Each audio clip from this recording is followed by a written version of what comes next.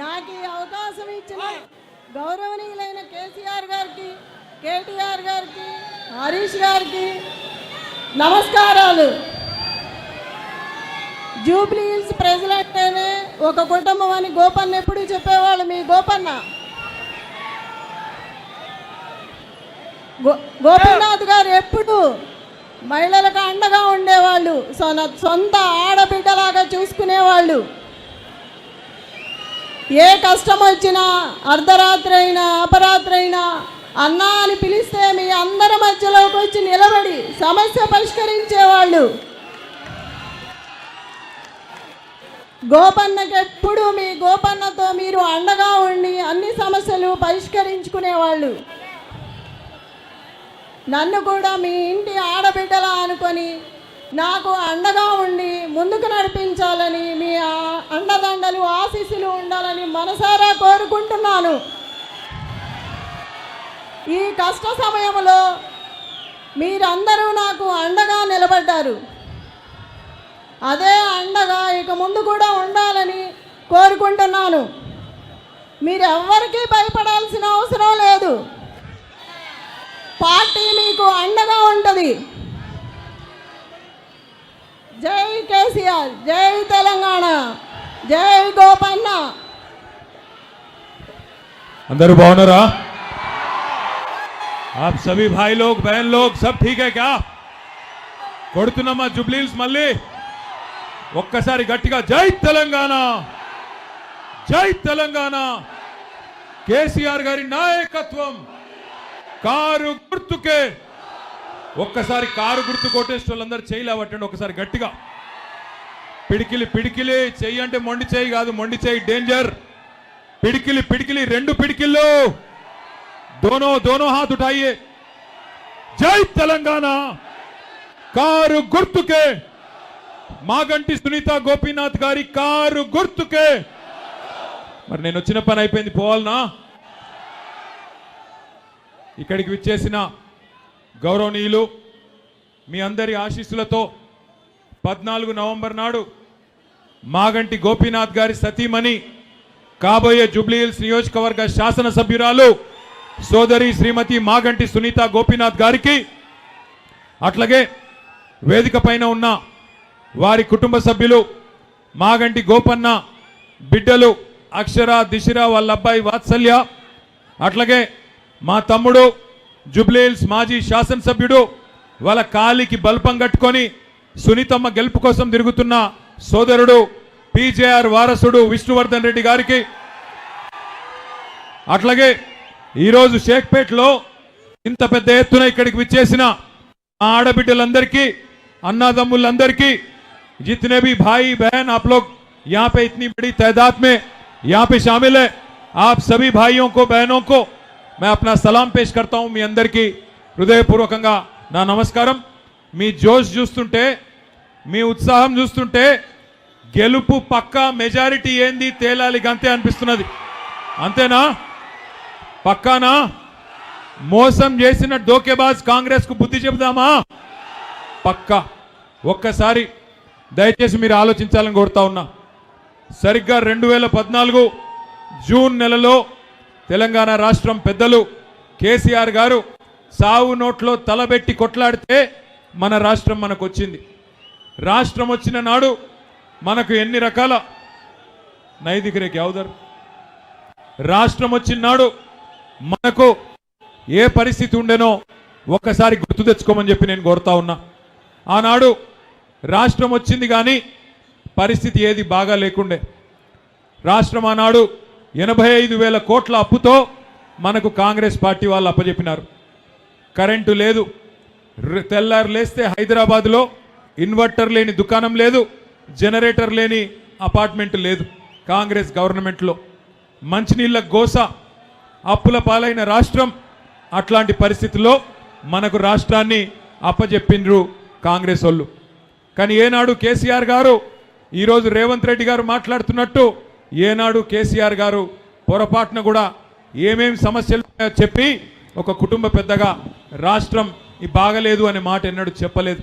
కష్టాలు ఉంటాయి, కన్నీళ్లు ఉంటాయి, కానీ అవన్నీ తట్టుకొని నిలబడితేనే నాయకుడు అంటారు. అందుకే కేసీఆర్ గారు మొదటి రోజు నుంచి ఒకటే లక్ష్యం పెట్టుకున్నారు. ఎన్ని కష్టాలున్నా, ఎన్ని రకాల సమస్యలున్నా ఒక్కొక్కటిగా వాటిని పరిష్కారం చేసుకుంటూ ముందుకు పోవడమే లక్ష్యంగా పెట్టుకొని మరి 10 ఏళ్లలో ఎక్కడ ఉన్న రాష్ట్రాన్ని ఎక్కడకు తీసుకొచ్చినారో ఒక్కసారి గుర్తు తెచ్చుకోండి. మనం ఆ రోజు రాష్ట్రం ఏర్పడ్డ నాడు మన రాష్ట్రంలోని తలసరి ఆదాయం ₹1,00,000 మాత్రమే. మన రాష్ట్రంలో 2023లో భారతదేశంలోనే నెంబర్ 1 రాష్ట్రంగా మన తెలంగాణను ₹3,87,000 తలసరి ఆదాయంతో తయారు చేసింది కేసీఆర్ గారు. కరెంటు లేని రాష్ట్రంలో 24 గంటల కరెంటును తెచ్చింది కేసీఆర్ గారా కాదా? కేసీఆర్ గారు వచ్చినాకనే కదా కరెంటు సమస్య పోయింది. నేను చెప్పేది కరెక్టేనా? కరెంటు సమస్య పరిష్కారం చేసి, మంచినీళ్ళ సమస్య పరిష్కారం చేసి, గ్రామాలలో చెరువులు బాగు చేసి, గ్రామాలలో గోదావరిని, కృష్ణను అక్కడి నుండి నీళ్లు తీసుకొచ్చి వ్యవసాయాన్ని బాగా చేసి, హైదరాబాద్లో ఇగో ఇట్లాంటి షేక్పేట ఫ్లైఓవర్ లాంటి ఫ్లైఓవర్లు ఒకటి కాదు, 2 కాదు, 42 ఫ్లైఓవర్లు, ఇగో ఇట్లాంటి షేక్పేట లాంటి బ్రిడ్జులు 42 ఫ్లైఓవర్లు కట్టి హైదరాబాద్లో ఇక్కడ అభివృద్ధి, పల్లెలలో అక్కడ అభివృద్ధి చేసి మొత్తానికి మన రాష్ట్రాన్ని భారతదేశంలో నెంబర్ 1గా నిలబెట్టింది కేసీఆర్ గారు. అన్ని రంగాలలో 1, 2 కాదు, చదువుకోవాలనుకునే పిల్లలకి 1000 గురుకుల పాఠశాలలు పెట్టి, 1022 గురుకుల పాఠశాలలు పెట్టి ఎస్సీ, ఎస్టీ, బీసీ, మైనారిటీ, అగ్రవర్ణాల్లో ఉండే పేద పిల్లలు అందరికీ కడుపు నిండా చదువు చెప్పింది కేసీఆర్ ప్రభుత్వం. పుట్టిన బిడ్డకు కేసీఆర్ కిట్టు, అట్లాగే పెళ్లి చేసుకుంటే షాదీ ముబారక్ కళ్యాణ లక్ష్మి పేరు మీద ₹1,116. ఆడబిడ్డ పుడితే 13,000 ప్రభుత్వ ఆసుపత్రిలో, మగబిడ్డ పుడితే ₹12,000. ఇట్లా పుట్టిన బిడ్డ నుండి చనిపోయే ముసలి తాత దాకా, అవ్వ దాకా అందరినీ ఆదుకున్నది కేసీఆర్ ప్రభుత్వం. ₹200 ఉండే పెన్షన్ కాంగ్రెస్ ప్రభుత్వంలో దానిని ₹2,000 చేసింది కేసీఆర్ గారి ప్రభుత్వం. ప్రతి ఒక్కరికి ఏదో ఒక రకమైన మేలు చేసే ప్రయత్నం చేసింది తప్ప ఎక్కడ కూడా పొరపాటున ఎవరికి నష్టం చేయలేదు కేసీఆర్ గారు. 10 ఏళ్లలో ఎక్కడ ఉన్న తెలంగాణని కేసీఆర్ గారు ఎక్కడికి తీసుకొచ్చారో ఒక్కసారి గుర్తు తెచ్చుకోండి. ఎన్ని అద్భుతమైన కార్యక్రమాలు, పరిశ్రమలు ఎట్లా వచ్చినాయి, ఐటీ ఎట్లా పెరిగింది, అట్లాగే పట్టణం ఎట్లా పెరిగింది, పల్లె ఎట్లా బాగుపడ్డది, ఇవన్నీ మీ కళ్ళ ముందు ఉంది. మీరు హైదరాబాద్లో 2023 ఎన్నికల్లో కూడా ఒక్కటంటే ఒక్క సీటు కూడా కాంగ్రెస్ పార్టీకి ఇయ్యలేదు.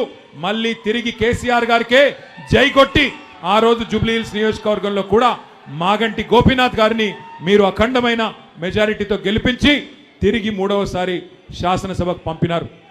మరి ఈరోజు ఒక్కసారి మీరు ఆలోచన చేయండి. అనుకోకుండా గోపన్న కూడా మీ అందరికీ ఎప్పుడు అందుబాటులో ఉంటూ, మీ అందరితో ఎప్పుడు కలిసిమెలిసి ఉంటూ, ఎప్పుడు ఏ కష్టం వచ్చినా, ఏ సమస్య వచ్చినా మీకు అందుబాటులో ఉన్నవాడు మాగంటి గోపీనాథ్ గారు. ఆయనను మీరు 5 ఏళ్ల కోసం గెలిపించినారు. కానీ దురదృష్టవశాత్తు ఆరోగ్య సమస్యల వల్ల 1.5 సంవత్సరం లోపలనే గోపీనాథ్ గారు మన మధ్యలో లేకుండా పోవడం మనందరికీ కూడా ఎంతో బాధ కలిగించిన విషయం. ఇవాళ ఆ కుటుంబం, ఏ కుటుంబం అయితే పార్టీకి సేవ చేసిందో, ఏ కుటుంబం అయితే జూబ్లీహిల్స్ నియోజకవర్గానికి గోపీనాథ్ గారి రూపంలో అండగా నిలబడ్డదో ఆ కుటుంబం ఒక పెద్ద దిక్కును కోల్పోయి ఇవాళ మీ ఆశీర్వాదం కోసం ఆ ఇంటి ఆడబిడ్డ మీ అందరి దగ్గరికి కూడా వస్తూ ఉన్నది. తప్పకుండా ఈ ఆడబిడ్డను మీరందరూ ఆశీర్వదిస్తారని, తప్పకుండా మంచి మెజారిటీతో గెలిపిస్తారని చెప్పి నేను బలంగా నమ్ముతా ఉన్నా. దయచేసి మీరందరూ కూడా ఒక్క విషయం ఆలోచించాలని నేను మనవి చేస్తూ ఉన్నా. ఇప్పుడు వచ్చిన ఎన్నికతో, ఈ ఎన్నికల్లో గెలుపుతో, ఈ ఎన్నికల్లో ఓటమితో ప్రభుత్వానికి ఏమీ కాదు. కానీ ఒకసారి ఆలోచించండి, 2 ఏళ్ళు అయింది కాంగ్రెస్ ప్రభుత్వం వచ్చి. ఎవరికన్నా ఒక్క మనిషికి రాష్ట్రంలో ఏమన్నా మంచి జరిగిందా ఒక్కసారి ఆలోచించండి. ఎన్ని మాటలు చెప్పినారు, ఎన్ని అబద్ధాలు చెప్పారు, ఎన్నెన్ని రకాల వాగ్దానాలు చేసినారో ఒక్కసారి గుర్తు తెచ్చుకోండి. హతేలీ మే జన్నత్ దిఖాకే, అరిచేతిలో స్వర్గం చూపెట్టి అందరికీ అడ్డగోలు హామీలు ఇచ్చి, ముఖ్యంగా గ్రామీణ ప్రాంతాల్లో ఉండే రైతాంగాన్ని, గ్రామీణ ప్రాంతంలో ఉండే మరి అక్కడ ఉండే పెద్దలని మోసం చేసి కళ్ళబొల్లి కబుర్లు చెప్పి 420 హామీలు ఇచ్చి ఇవాళ అధికారంలోకి వచ్చింది కాంగ్రెస్. అధికారం పెద్ద విషయం కాదు. 10 ఏళ్ళు మీరు మాకిచ్చారు, ఇవాళ వాళ్ళకి ప్రజలు అవకాశం ఇచ్చారు. నేను మిమ్మల్ని దయచేసి ఆలోచించమని కోరుతా ఉన్నా. 10 ఏళ్ల మా పరిపాలన మీ ముందుంది, 2 ఏళ్ల కాంగ్రెస్ పరిపాలన కూడా మీ ముంగట ఉన్నది. ఈ 2 ఏళ్ల కాంగ్రెస్ పరిపాలనలో ఎవరికైనా మంచి జరిగిందా, ఎవరికైనా మేలు జరిగిందా ఆలోచించి ఓటేయండి. కాంగ్రెస్ పార్టీకి ఓటేయడానికి ఒక్క కారణం ఉందా, దయచేసి ఆలోచన చేయండి. ఒక్కటంటే ఒక్క కారణం ఉందా? ఎన్ని మాటలు చెప్పినారు. పెద్ద మనుషులకి కేసీఆర్ గారు 2000 పెన్షన్ ఇస్తే మేము 4000 పెన్షన్ ఇస్తామని చెప్పినారు. అట్లాగే ప్రతి ఆడబిడ్డకి నెలకు 2500 రూపాయలు నెలకు ఇస్తామని చెప్పినారు. ఒక్క ఆడబిడ్డకైనా మరి అది కూడా 100 రోజుల్లో ఇస్తామని చెప్పినారు. ఒక్క ఆడబిడ్డకైనా నెలకు 2500 అందిందా? ఎవరికన్నా వచ్చిందా 2500? ఎవరికన్నా 4000 పెన్షన్ వచ్చిందా? తులం బంగారం ఇస్తామన్నారు, ఇచ్చినారా? తులం బంగారం వచ్చిందా? ఎవరికైనా గట్టిగా చెప్పాలా? ఆడపిల్లలకు స్కూటీలు ఇస్తామన్నారు, ఇచ్చినారా? పోనీ కేసీఆర్ గారు కష్టపడి బాగా చేసిన కరెంటుని ఇవాళ కరెంట్ అన్న సక్కగిస్తున్నారా ఈ ప్రభుత్వం? మంచినీళ్ళకు బిల్లులు వస్తున్నాయా? కేసీఆర్ గారు ఉన్నప్పుడు 20,000 లీటర్లకు ఫ్రీ వాటర్ ఇచ్చిండు. హైదరాబాద్లో 20,000 లీటర్లు ఫ్రీగా ఇక్కడ ఉండే పేదలకు ఇచ్చిండు. ఇవాళ ఈ ప్రభుత్వం వచ్చినాక బిల్లులు వస్తున్నాయా? వస్తున్నాయా లేవా? ఇవాళ కేసీఆర్ ఫ్రీగా ఇచ్చిన నీళ్లు కూడా ఇచ్చే తెలివి లేదు, ఇచ్చే ముఖం లేదు వీళ్ళకి. కరెంట్ ఇచ్చే తెలివి లేదు, నీళ్ళు ఇచ్చే తెలివి లేదు, పేదలకి పథకాలు ఇచ్చే తెలివి లేదు, కనీసం కేసీఆర్ గారు ఇచ్చిన పథకాలు కొనసాగించే తెలివి కూడా లేదు. కేసీఆర్ గారు ఎన్నడూ పేరు మీద మతం పేరు మీద రాజకీయం చేయలేదు. పేదవాళ్ళు ఏ కులంలో ఉన్నా ఏ మతంలో ఉన్నా మంచి చేయాలని ఆలోచన చేసినారు. ఒకసారి గుర్తు తెచ్చుకోండి, బతుకమ్మకు కేసీఆర్ గారు ఉన్నప్పుడు చీరలు వస్తుండేనా? ఒక్కసారి చీరలు వస్తున్నాయి అన్నటోళ్ళు చేయలేవట్టాలి. బతుకమ్మ కేసీఆర్ ఉన్నప్పుడు చీరలు వచ్చినాయా? ఇలా కాంగ్రెస్ వచ్చినాక చీరలు వస్తున్నాయా?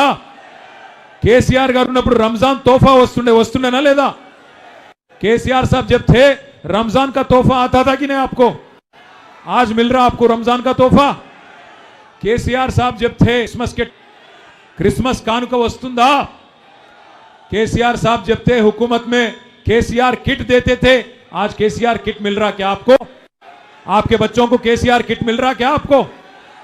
2 साल में एक वादा नहीं निभाए, एक भी स्कीम ढंग से अमल नहीं करे, क्या मुंह लेके फिर वोट मांगने आ रहे कांग्रेस वाले, हमें तो नहीं समझ आ रहा।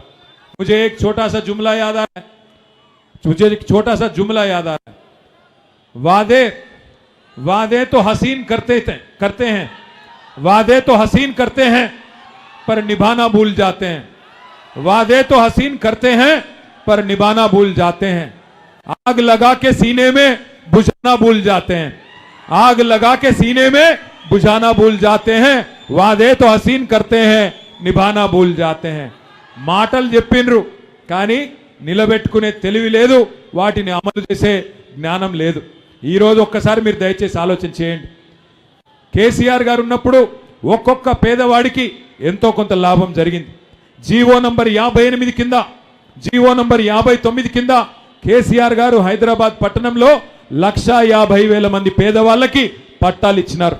కానీ ఈరోజు ఆ కాంగ్రెస్ ప్రభుత్వం వచ్చిన తర్వాత కొత్తగా ఒక్క పట్టా ఇవ్వలేదు, కొత్తగా ఒక్క పేదవాడిని కూడా ఇవ్వలేదు. కేసీఆర్ గారు ఉన్నప్పుడు మీ జూబ్లీ హిల్స్ నియోజకవర్గానికి కూడా 3,500 మందికి డబుల్ బెడ్రూమ్ ఇండ్లు ఇచ్చినారు. మొత్తం హైదరాబాద్ లో 1,00,000 డబుల్ బెడ్రూమ్ ఇండ్లు కేసీఆర్ గారు కట్టించినారు. మరి నేను అడుగుతా ఉన్నా, కాంగ్రెస్ ప్రభుత్వం వచ్చినాక ఒక్క ఇల్లన్న ఈ 2 ఏళ్లలో కట్టినరా? ఒక్క ఇల్లు కట్టినరా? ఇందిరమ్మ రాజ్యం అంటే ఇండ్లు కూలగొట్టుడే ఇందిరమ్మ రాజ్యమా?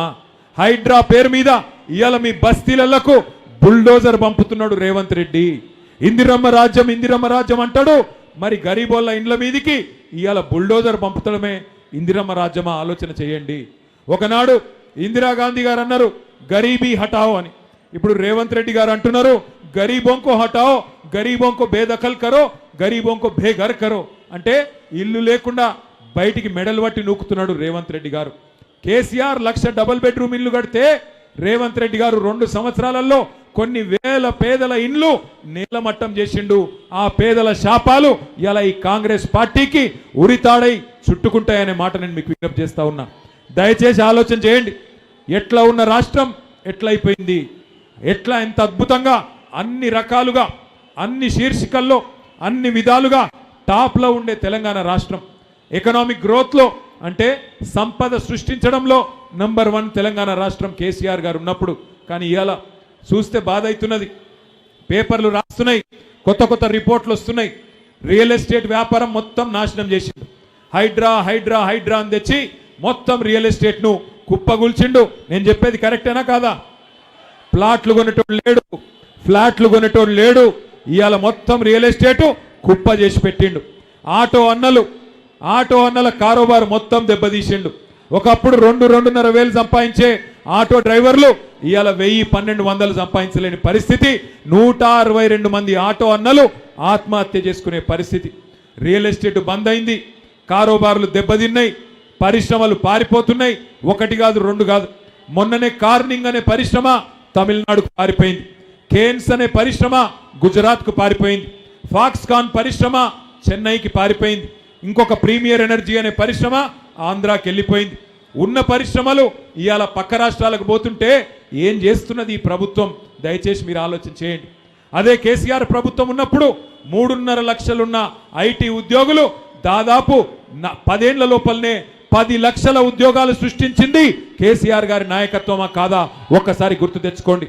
ఇంత అద్భుతంగా కేసీఆర్ గారు పనిచేసి 10 ఏళ్ళు మరి అద్భుతంగా తెలంగాణని నెంబర్ 1 చేస్తే ఇవాళ రేవంత్ రెడ్డి గారి ప్రభుత్వం ఇవాళ లాస్ట్ ర్యాంక్ మొత్తం 28 రాష్ట్రాల్లో చివరి ర్యాంకులో పెట్టి తెలంగాణను చూస్తుంటే నిజంగా తెలంగాణ కోసం కొట్లాడిన ప్రతి ఒక్కరికి దుఃఖం వచ్చే పరిస్థితి వచ్చింది. ఇక ముఖ్యమంత్రి గారు ఒక మాట దయచేసి మీరందరూ ఆలోచన చేయాల. ఎవరన్నా ముఖ్యమంత్రి గారు పెద్ద మనిషి, ముఖ్యమంత్రి అంటే కుటుంబానికి పెద్ద, ఆయననే రోత మాటలు మాట్లాడితే, ఆయననే పనికిమాలిన భాష మాట్లాడితే ఎవరన్నా వస్తారా? పెట్టుబడి పెట్టేటోడు ఎట్లా మాట్లాడుతున్నాడు? ఆయన ఏమంటున్నాడు? ఎవరన్నా పోయి రేవంత్ రెడ్డి గారిని, అయ్యా నువ్వే చెప్పినావు కదా, మరి అక్కడ కనబడుతున్నాయి బోర్డు చూడండి, నువ్వే చెప్పినావు కదా, ఆడపిల్లలకు చెప్పినావు నెలకు 2.5 వేలు ఇస్తా అని, ఆ పేదవాళ్లకు ముసలి వాళ్ళకు చెప్పినావు నెలకు 4,000 పెన్షన్ ఇస్తా అని, వికలాంగులకు చెప్పినావు నెలకు 6,000 పెన్షన్ ఇస్తానని, అట్లాగే మరి రైతులకు చెప్పినావు, మైనారిటీలకు మైనారిటీ సప్లాన్ అన్నావు, అట్లాగే ఆటో డ్రైవర్లకు సంక్షేమ బోర్డు అన్నావు, మొత్తం 420 హామీలు ఇచ్చినావు. మరి ఎప్పుడు అమలు చేస్తావు అంటే రేవంత్ రెడ్డి గారు కుటుంబ పెద్ద ఎట్లా మాట్లాడాలా? కొద్దిగా ఇబ్బంది ఉన్నది, 4 రోజులకు ఇస్తా, జర్ర ఓపిక పట్టమని చెప్పాలి. కానీ ఆయన ఏమంటున్నాడు? దబాయిస్తున్నాడు. ఏం చేస్తారు మీరు నన్ను? కోసుక తింటారా? ఏం చేస్తారు మీరు నన్ను? కొడతారా అని రేవంత్ రెడ్డి గారు హుంకరిస్తా ఉన్నాడు. ఇది ఒక కుటుంబ పెద్దకు ఉండాల్సిన లక్షణమా? దయచేసి మీరు ఆలోచన చేయండి. ఎలక్షన్లు వస్తాయి పోతాయి, కానీ ఇవాళ 4 లక్షల మంది జూబ్లీహిల్స్ ఓటర్లకు 4 కోట్ల మంది తెలంగాణ ప్రజల గోస తీర్చే అవకాశం మీ చేతికొచ్చింది. మీరిక్కడ గట్టిగా జూబ్లీహిల్స్లో తీర్పిచ్చి కాంగ్రెస్ పార్టీ డిపాజిట్ జప్తు చేస్తే ఖచ్చితంగా 4 కోట్ల మంది తెలంగాణ ప్రజలకు అక్కడ ఉన్న బాకీ ఉన్నాయన్నీ మీకు బ్రహ్మాండంగా వాళ్ళకు అందుతాయి. నెలకు 2.5 వేల పెన్షన్, నెలకు 2.5 వేలు మహిళలకు రావాలంటే కాంగ్రెస్ డిపాజిట్ జూబ్లీహిల్స్లో పోవాలి. నెలకు 4,000 రూపాయల పెన్షన్ ముసలోళ్లకు పెద్ద మనుషులకు రావాలంటే కాంగ్రెస్ డిపాజిట్ జూబ్లీహిల్స్లో పోవాలి. వికలాంగులకు 6,000 రావాలంటే కాంగ్రెస్ పార్టీ చిత్తుగా జూబ్లీహిల్స్లో ఓడిపోవాలి. నేను చెప్పేది కరెక్టేనా కాదా? ఒకవేళ కాంగ్రెస్కు ఓటేస్తే ఏమవుతుంది? రేవంత్ రెడ్డి ఒక్కటే అనుకుంటాడు, నేను ఏమి ఇవ్వకపోయినా, మహిళలకు నేను నెలకు 2.5 వేలు ఇవ్వకపోయినా, సిలిండర్ 500 అని చెప్పి 1000 రూపాయలు ఇచ్చినా, కరెంటు ఫ్రీ అని కరెంటు ఇవ్వకపోయినా, ఏమి ఇవ్వకపోయినా వీళ్ళు మళ్ళా నాకే వేస్తున్నారు ఓట్లు, కాబట్టి ఏమి ఇచ్చే అవసరం లేదు అని చెప్పి తెల్లారి మొత్తం ఎగబెడతాడు. ఒక్కసారి గట్టిగా బుద్ధి చెప్తే, ఒక్కసారి మీరు గట్టిగా తీర్పు చెప్తే జూబ్లీహిల్స్ వాళ్ళు 4 కోట్ల మంది తెలంగాణ ప్రజలకు లాభం అవుతుంది. ఒక్క మాట దయచేసి మీరు ఆలోచించాలని చెప్పి నేను కోరుతా ఉన్నాను. అరే ఫికర్ మత్ కరో కుచ్ నహీ హువా. మీ అందరికీ నేను చేసే విజ్ఞప్తి ఏంటంటే आप एक बार सोचो, आप लोग एक मर्तबा सोचो, अगर इनको ऐसे ही हम वोट पे वोट देते गए, आजकल मैं देख रहा हूं कुछ लोग हमारे भाई लोग कांग्रेस को वोट दियो बोल के बोल रहे। मैं आपसे कहना चाहता हूं 75 साल 75-78 ईयर्स आप कांग्रेस को वोट देते आए। माइनॉरिटीज को, खास हमारे मुसलमान भाई बहन को कांग्रेस वोट बैंक की तरह इस्तेमाल करते आई। आप 1 नहीं 2 नहीं 11 मौके दिए कांग्रेस को हुकूमत बनाने का, वहां मरकज में और यहां पे रियासत में हर जगह कांग्रेस ही थी 65 साल से ज्यादा। 65 साल कांग्रेस हुकूमत चलाने के बाद आज हमारे कोई बहन या भाई अगर गरीब है, अगर लाचार है, अगर पासमंदगी में है, तो कौन उसका जिम्मेदार है? 10 साल हुकूमत चला के आपकी खिदमत करने वाले केसीआर साहब की 65 साल हुकूमत चला के भी गरीबी हटाओ बोल के आज तक कुछ नहीं करने वाली कांग्रेस पार्टी जिम्मेदार है। कौन जिम्मेदार है? आप एक बार सोचिए। कांग्रेस ये मानती है कि आपके वोट उनका गुत्ता है, उनका टेका है।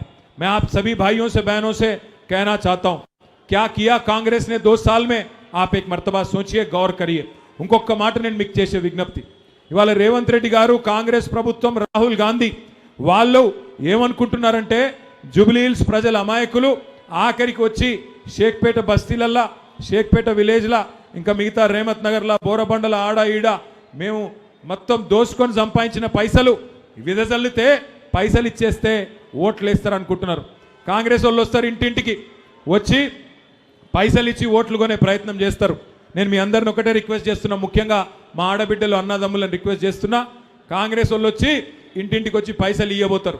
మీరు కూడా ఏం చేయండి, కాంగ్రెస్ వాళ్ళు పైసలు ఇస్తే బరాబర్ తీసుకోరు, తప్పేం లేదు. పైసలు వాళ్ళ పైసలేం కాదు, మందిని ముంచి సంపాదించిన పైసలు బరాబర్ తీసుకుంటారా లేదా? కానీ ఓటు ఎవరికేయాలి? ఓటు ఎవరికేయాలి? ఏ గుర్తు? ఎందుకు చెప్తున్నా అంటే వాళ్ళు మామూలు వాళ్ళు కాదు, కాంగ్రెస్ వాళ్ళు దేశముదురులు. వాళ్ళు ఏం చేస్తారు, పైసలు చేతిలో పెడతారు. ఓటుకు 5,000 ఇస్తారట, రాసుకోండి. ఓటుకు 5,000. 5,000 ఇస్తే మీరేం చేయరు ఎరికేనా? 5,000 ఇస్తే మంచిగా జేబులో పెట్టుకొని మెల్లగా అడుగురి, అవు బిడ్డ మరి మిగతా పైసలు ఎప్పుడు ఇస్తావు కొడుకా అని అడుగురి. అగో ఏం పైసలు అంటే అవు గా బాకీ. అరే నీకు దండం పెడతారా భయ్, బంద్ చేయి నువ్వు. ఓయ్ ఓ బంద్ కర్రే బడే బాయ్, బంద్ కర్. ఇగో గా పైసలు బాకీ, ఎంత బాకీ ఉన్నాడు రాసిరు చూడు. ఒక్కొక్క ఆడబిడ్డకు 24 నెలలకు 2,500 చొప్పున 60,000 బాకీ ఉన్నాడు రేవంత్ రెడ్డి, కాంగ్రెస్ వాళ్ళు. 5,000 జేబులో పెట్టుకోండి, మరి మిగతా 55,000 ఎప్పుడు ఇస్తావు కొడుకా అని మెల్లగా అడుగుండ్రి. ముసలోళ్ళ దగ్గర పోయి 5,000 చేతులు పెడితే నువ్వు నాకు 48,000 బాకీ ఉన్నావు కదా బిడ్డ, 24 నెలలు 2,000 చొప్పున 48,000 బాకీ ఉన్నావు, 5,000 ఇచ్చినావు, మిగతా 43,000 ఎప్పుడు ఇస్తావు కొడుకా అని అడుగుండ్రి. అట్లాగే ఆటో డ్రైవర్ల దగ్గర పోయి పైసలు పెడితే నాకు నెలకు 1,000 రూపాయలు ఇస్తాన్నావు, 24,000 ఇవ్వాలి, మరి 5,000 ఇచ్చినావు, మిగతా 19,000 ఎప్పుడు ఇస్తావు బిడ్డ కాంగ్రెస్ ఓడా అని అడగాలి. ఇంకొకటి కూడా ఉన్నది డేంజర్. వాళ్ళు ఏం చేస్తారంటే షైజ్ ఆపమంటారు, ప్రమాణం చేయమంటారు. ప్రమాణం చేసుడు తెలుసు కదా, ఇట్లా దేవుని మీద ఒట్టేసి చెప్పమంటారు. మీరు ఏం చేయాలి ఎరికేనా? వాళ్ళు ప్రమాణం చేయమనగానే మీరు కూడా షైజ్ ఆపాలి, నిజాయితీగా షైజ్ ఆపి కళ్ళు మూసుకొని మనసులో తుప్పాలు అనుకోవాలి.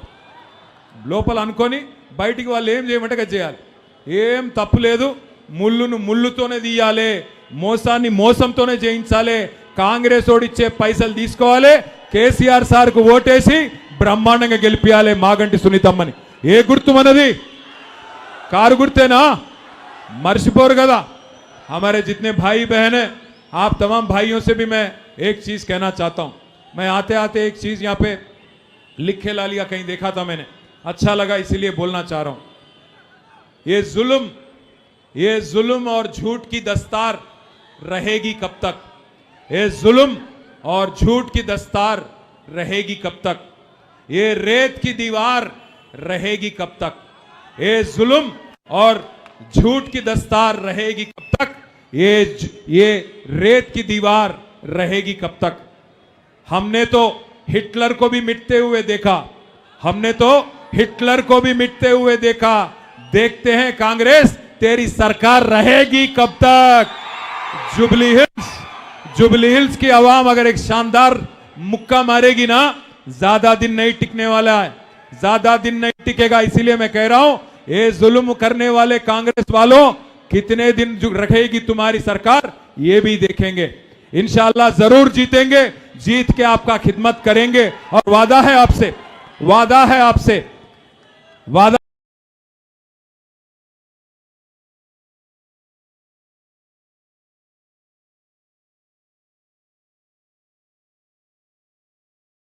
करोड़ अलग से देंगे, वो भी मुकम्मिल नहीं हुआ. माइनॉरिटी सब प्लान बोले, वो भी नहीं करे. पर आप देखे होंगे आज अजहरुद्दीन साहब को वजीर बना दिए ना.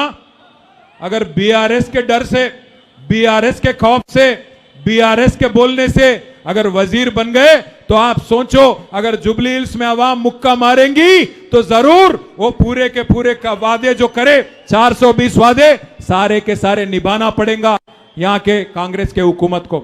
याद रखिए, अगर आप जुबली हिल्स में कांग्रेस पार्टी की जमानत जब्त करेंगे तब भी आपको मिलेगा, हमारे बहनों को हर महीना 2500 रुपया मिलेगा। सिर्फ और सिर्फ कांग्रेस पार्टी की जमानत अगर आप जब्त करेंगे तभी मिलेगा। वैसे ही हमारे बुजुर्गों को वादा किया था 4000 रुपए का आसरा पेंशन, 4000 अगर चाहिए कांग्रेस का जमानत जब्त करो तभी आपको मिलेगा। वैसे ही कहा था कि क्या केसीआर साहब 1 लाख रुपया दे रहे हैं शादी मुबारक में, हम 1 तोला सोना भी देंगे बोले। 1 तोला सोना, तुलम बंगारम इस्तान तेलुसु कदा मीकु, 1 तोला सोना देता हूं बोले।